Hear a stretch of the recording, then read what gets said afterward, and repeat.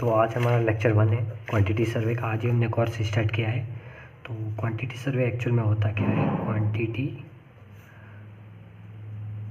सर्वे मैं पूरी quantity survey book और पेन, कॉपी और पेन पे पढ़ाऊँगा, क्योंकि एक्सेल शीट कुछ बच्चे ऐसे हैं जिनके पास एक्सेल प्रोवाइड नहीं है, उनके पास है ही नहीं। और कॉपी और पेन का फ़ायदा ये है कि आपको कैलकुलेशन का कैसे कैलकुलेशन हुई आप अपने हाथों से करोगे तो आपको प्रैक्टिस में आसानी हो, प्रैक्टिस करोगे तो आपको आसानी होगी, आगे प्रॉब्लम नहीं होगी। तो आप कॉपी और पेन से एक्सेल पर मूव हो सकते हो, पर एक्सेल से कॉपी और पेन पर मूव होना काफ़ी टफ होता है। तो अपन कॉपी और पेन से करेंगे, आप चाहो तो एक्सेल नीचे कर सकते हो। तो आज हम बात करेंगे बेसिक्स के बारे में, एक्चुअल में क्वांटिटी सर्वे होता क्या है और उसका एक एग्जांपल लेंगे। तो it is a process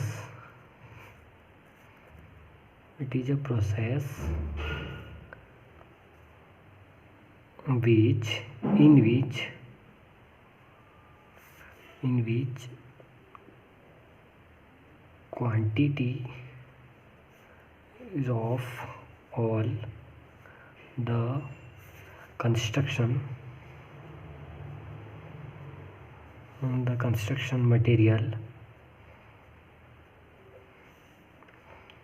materials are estimated and cost of the project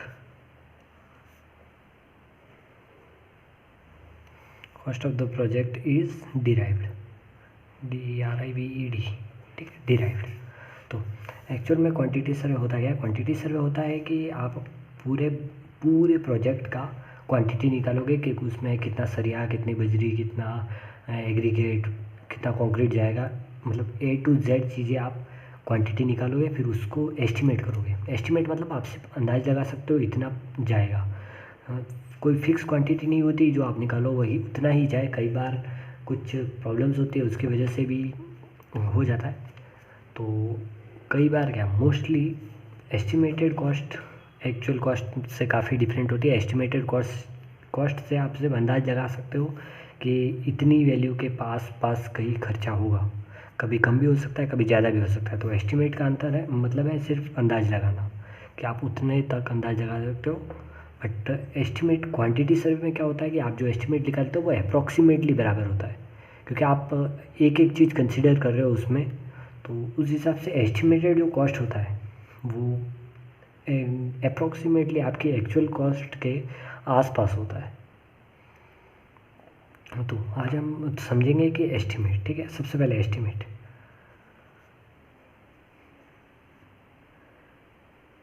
ठीक है, एस्टिमेशन।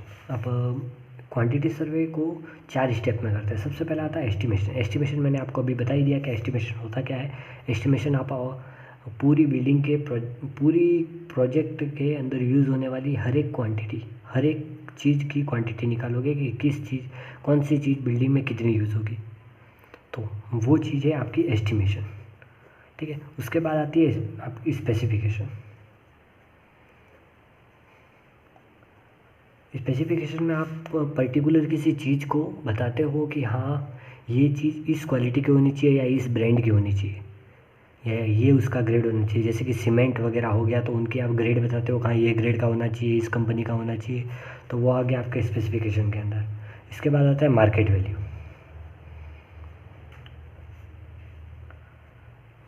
आपने जो मटेरियल लिया है उसकी मार्केट में क्या कॉस्ट है, उसकी एक यूनिट की मार्केट में क्या वैल्यू है, वो आप मार्केट वैल्यू में निकालते हो। उसके बाद आखिर में निकलता है कॉस्ट। आखिर में जो कॉस्ट निकलता है कि एक्चुअल में उस मटेरियल का कॉस्ट कितना आ रहा है। तो एक एग्जांपल लेंगे हम कि माना कि आपने कोई कंस्ट्रक्शन का काम लिया है जिसमें आपने एस्टिमेट किया है कि 100 बैग्स ऑफ सीमेंट यूज़ हो रहा है उसमें, ये आपने एस्टिमेट किया है। तो ये हो गया आपका एस्टिमेशन, ये हो गया आपका एस्टिमेशन, ठीक है। इसके बाद एस्टिमेशन हो गया। इसके बाद आपको बताया गया कि हाँ आपको ये ग्रेड का सीमेंट यूज़ करना है। आप माना कि आपको 53 ग्रेड सीमेंट यूज़ करना है और कंस्ट्रक्शन कंपनी का नाम, कंस्ट्रक्शन कंपनी नहीं, मतलब सीमेंट की कंपनी का नाम, मतलब जैसे मान लो अल्ट्राटेक, ठीक है, अल्ट्राटेक कंपनी है। ये आपकी होगी स्पेसिफिकेशन। ये आपकी स्पेसिफिकेशन होगी कि हाँ 53 ग्रेड का सीमेंट चाहिए और कंपनी होनी चाहिए अल्ट्राटेक। अब इस अल्ट्राटेक कंपनी के बाद इसकी मार्केट में वैल्यू है 450 रुपये। एज्यूम कर लो कि उसमें मार्केट में पर बैग एक यूनिट की वैल्यू है 450 रुपये पर बैग, ठीक है, उसके एक यूनिट की वैल्यू होगी। तो ये हो गया आपका मार्केट वैल्यू,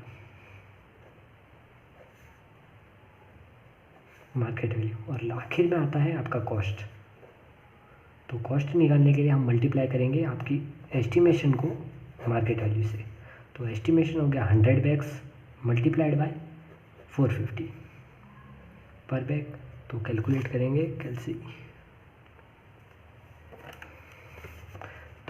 करेंगे हम 100 मल्टीप्लाई बाय 450।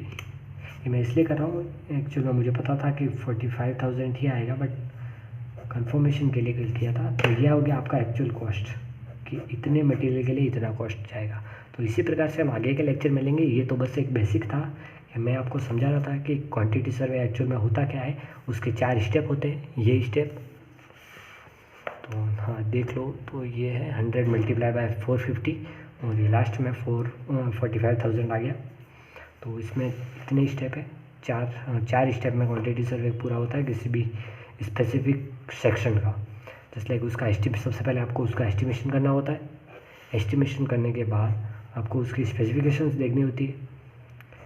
स्पेसिफिकेशन के बाद उस स्पेसिफिकेशन के साथ मार्केट में उस मटेरियल की क्या प्राइस चल रही है वो देखना होता है। उसके बाद सबसे आखिर में आता है आपका कॉस्ट।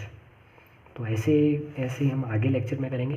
तो आज तो हम बेसिक पढ़े हैं कि क्वांटिटी सर्वे एक्चुअल में होता क्या है, और उसके लेक्चर नंबर 1 था आज, जिसमें हमने बेसिक पढ़ा है। और एक और क्वारी थी मुझे कि आप ये बता दो कि आपको, मैं मान के चल रहा हूँ कि आपको मोस्टली चीज़ें आती है सिविल में आती है। आपके बिल्डिंग के पार्ट्स के बारे में पता है, बिल्डिंग के मटेरियल के बारे में पता है, और बाकियों की चीज़ों के बारे में पता है, जस्ट लाइक फाउंडेशन, सब स्ट्रक्चर, सुपर स्ट्रक्चर, और भी कई चीज़ें होती है जैसे कि सॉइल वगैरह के बारे में आपको पता होगा। अगर नहीं पता है तो आप कमेंट सेक्शन में बता सकते हैं कि अगर आपको बेसिक वीडियो चाहिए कि हाँ सब structure, super structure, part, component और पीपीसी ओपीसी के बारे में जानना हो, या ओपीसी नहीं, पीपीसी और आरसीसी वगैरह के बारे में जानना हो कि एक्चुअल में होता क्या है, कहाँ यूज़ होता है, कितने mm यूज़ होता है, अगर बेसिक के बारे में जानना हो तो आप कमेंट सेक्शन में बताइए।